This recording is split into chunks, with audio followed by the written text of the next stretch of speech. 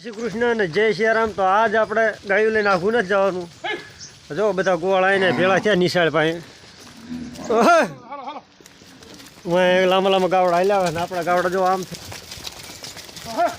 એ તો પડતરમાં અહીં થોડો હોલ્ડ કર્યો ગાયું ના, કારણ કે વહેલા મોયલા થઈ જાય ભેળા, પણ ગોળ વાંહે દેખાતા ન જુઓ। હાલે ઉભા રહો, શાંતિ થા।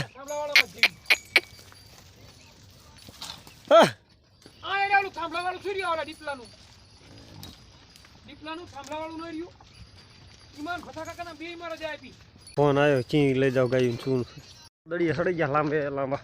તો જો કાલ આપણે ઢોર ભડકતા હતા એના હિસાબે આજે આપણે ગોત્યા હાવ નાના નાના કપા, જેથી કરીને ગાયું ભડકે નહીં।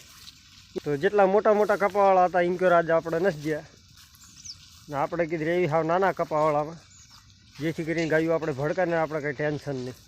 તો જો ખડબડ સારું આમાં ન વાંધો આવે એવું વાલીએ વિશાલભાઈ। આજ માવડીમનો વાંધો ન આવે, જો કે વાંધો તોય આવતો જ નથી, પણ આજ માવડીમને વાંધો ન આવે ને અમને વાંધો ન આવે, ભડકવાની ટેન્શન તો નહીં।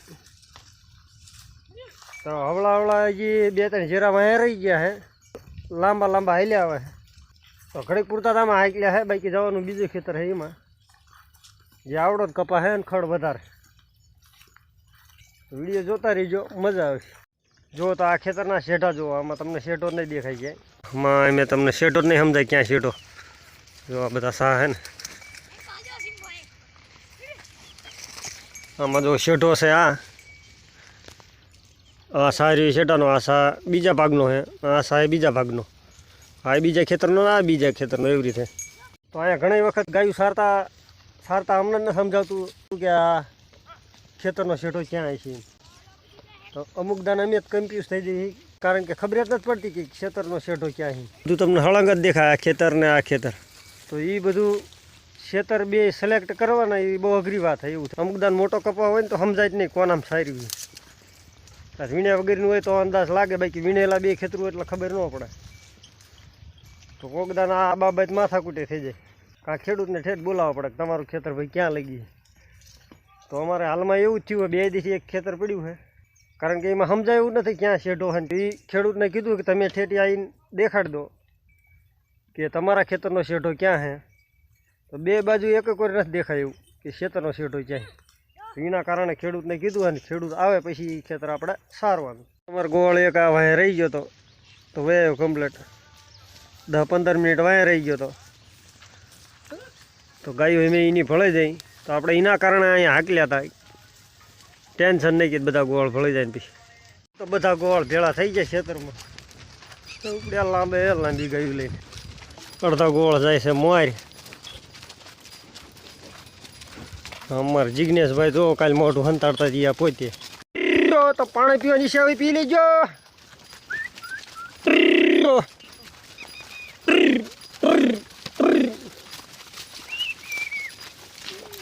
હાંકડા છે પાણી પીવામાં, જામશે નહીં, સામે પાવા પડશે।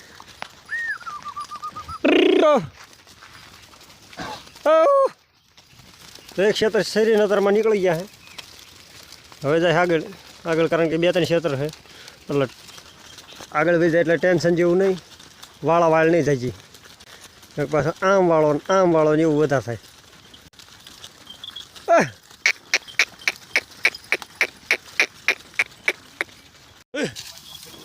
હાલો તો તમે ઓલ કરવો, અહીંથી ઊભા રહો, હાલો હાંકડો મારો, ગાયુંને હાંકડા જેવું હે બોલાવવા પડશે। આમ જીગા ઓલ કર બોલાય, હા ભૂંડા નીકળે એવું ના બધા ને,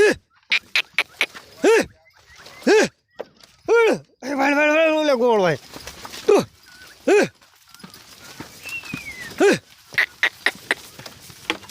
ન ખાઈ જવાના તો અહીંયા, હાલો નીકળો। તો અહીંયા છે હાંકડા જેવું, કારણ કે એક ગાંઠ નીકળે એવું અહીંયા, તો એના હિસાબે આપણે ગાયું બોલાવી લીધી, સામે વાળી લે હે એવું કરવું હે। આ નાનો ગોળ કે થોડાક વહી જવા દો અહીંથી, બીજા વાળા અડધા અત્યારમાં કાળી ઉજર સૂર્ય મારવા માંડે, અત્યારમાં ધક્કો મારીને આ ગાને આ એમ નાખી દીધી, જો આ પાંદરીમાં હવળા નીકળી જવા જાય, આ કાઢ્યા તો આ નથી નીકળતા, એક ગાવડું નીકળે, તો એના હિસાબે આપણે બોલાયા। આમ થઈને માર્ગ જ છે આમ આવવાનો સીધો ખેતરમાં, આ ખેતર છે બહુ લાંબા, આમ જો આમાં ઝાડ દેખાય લઈ વાળા ઓછી આમાં. તો એના હિસાબે આપણે અંકર ગાયું બોલાવી એના લીધે આપણે આવ્યા છીએ એવા ખેતરમાં કે એક કોઈ નીકળે એવું નથી અને એક ગા આપણને દેખાય, બધી ગાયું ટોટલ દેખાય.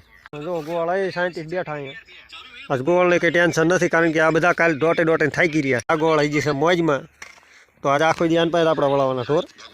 અને આજે આપણે જવાનું છે બૂટમાં તે ગાયું લઈને, કારણ કે તલાવ નથી જવું, નજીક પડે અહીંથી ગામ જ તે, પણ બૂટમાં જઈને એટલે ગાયું બેહવાની મજા આવે. બૂટમાં અહીંથી તાજા શેટા નથી, લગભગ 1.5 કિલોમીટર જેવું થતું હોય છે. તો વચમાં એક ખેતર છે એ સારતા જાય ખેતર છે જો કે જાહેરવાળું. વહેલા લેતા હોય કર ગાવડા બોલાવી લો.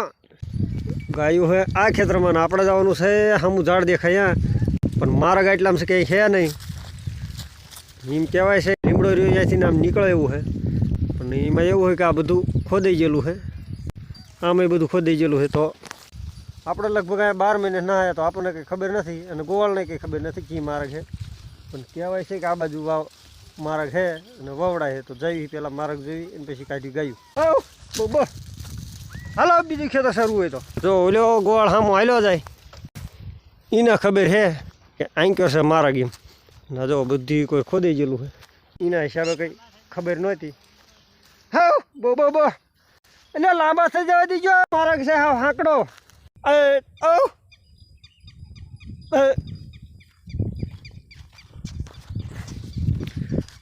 ગાવડા ભરાઈ જાય ખામટા પણ થોડા આવે તો નીકળી જાય એવું છે. તો અહીંથી એક ગાવડું નીકળે એવું છે. અહીંથી આમ બધી ગાયું કાઢવાની ઓલા કણ થોડાકમાં છે ઊંડું જો ગોવાળ જાય જોવાનું નથી. હું હરત પડી જાય નીકળે એવું છે એમ પાણી ઉગી એટલે ઊંડું ન હોય.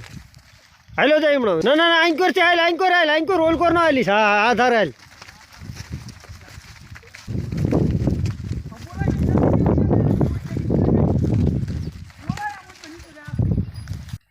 આમ ભાઈ આવા જો એ ગોવાળ નીકળી ગયો બોલાવી દે ગાવડા હઈ પાણી ઊંડું જો ગોવાળ જાય ભૂંડા એમાં બીતો તો એ ગોવાળ નાખી દીધી પડખાવાઈ ગઈ લાકડી.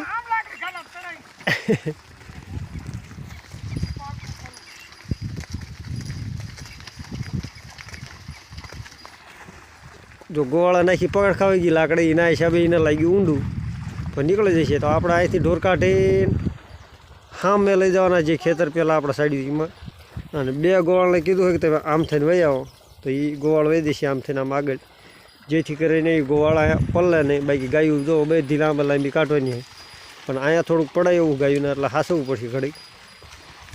જો ગાવડા ઊભા રહી ગયા છે અને વાંહે ઘણી લાંબી લાઈન ગાયુંની હજી ગાયું છે ખેતરમાં જ તે. તો આ જેવી રીતે અહીંયા ગાયું નીકળે છે કે એક જણો ઊભો રહીને અહીં ગણે તો ગણી લે બધી. ઓલો ગોવાળ તો ઠેઠ પડી ગયો આગળ. હાલજો આગળ નથી એવું ને ધૂપકા મારા ગાયું એટલે આ માહેરે છે એ કાઢતા આવશું તું તારે ગાવડા પાણી હોય પીતા જાય અમુક. તો ગાયુંને નીકળવાની ઓલી બાજુ ચડે એટલે દેખાય છે નહીં આગળ. પછી આગળ જતાં નીકળશે ગાયું આ ખૂણે નહીં નીકળે, આમાં આમ સીધા નીકળશે. ઓલા કણા બધું ઓલાનું પાણી આવે બળે આમાં કેનલનું પાણી આવે છે. હા લે અહીંથી બળ્યો આટલામાંથી જ બળ્યો એક ઉડો ઓલા કણમર્યું પછી ઓલા બાવળી રહ્યા. હા જૈન બળ્યા પાઇપલાઇન એ પાણી લગભગ આવે ને આટલું બધું પાણી જ નહોતું અહીં પણ પાણી હતું. ભર્યા સમય આવતો હતો ધારો હતો. અડધા ગાવડા જે વાઈટે ઊભા ને હજી નીકળ્યા અડધા જ તે જાય લાંબા ને આગળ જે ગોવાળ જો ઠેઠ નીકળ્યા આમ આ રહ્યો ગોવાળ છે ઠેઠ. હાલો તો હવે ગાવડા અવળા નીકળી જાય છે. અમે 2-3 ગોવાળ છે આમ ફરી નીકળી જઈએ. તો જો આ ગાવડા આગળ અહીંયા તાકી રહ્યા છે, પાણી લાગે છે ને આવડા ગોવાળ નાખે પાણીમાં. અમારી મજબૂરી એ છે કે અહીંયા ન નાખવી તો 1.5 કિલોમીટર આમ ફરીને જવું પડે ગાયું લઈને. તો એના હિસાબે થોડુંક ટૂંકી રેન્જમાં કે પતી જાય. આપણને એટલી બધી ખબર નહોતી કે આટલી મોટી પાણીની રેન્જ છે. તો એક ગોવાળને કીધું તો એ ગોવાળ એમ કીધું લાકડી મૂકીને આમ થીકી જાય તો ઓલું નીકળી જાય એવું ગાયું. તો કીધું વાંધો નહીં જવા દઈએ, પણ જેવું સમજતા હતા એવું નથી. તારે અહીંથી નીકળવાનું હો લે, તારે ભૂંડા અહીંથી નીકળવાનું હોય તો ક્યાં જવું તારે? એ માથા થોડા હાલતા છે. જો આમ નામ ગાયું હાલી જાય હામી બૂટમાં અને આમ થઈને ગાયું હલી આવે હે લાંબે લાંબી જો પુલ ઉપર કેવો વ્યૂ આવે તો હવે બૂટમાં 3 ગાયું ખૂટી જઈ હતી જ્યાંથી કાઢ્યા ત્યાંથી પાણીમાં તો જો અમારે ગોવાળી ના તે સામે આંકેર ઊભી ગાયું અડધા ગોળ જો બેઠા તે અડધા કંઈક મોબાઈલમાં ગોવાળા ના રહ્યા હાલ્યા જ જાય મોબાઈલ જોતા જોતા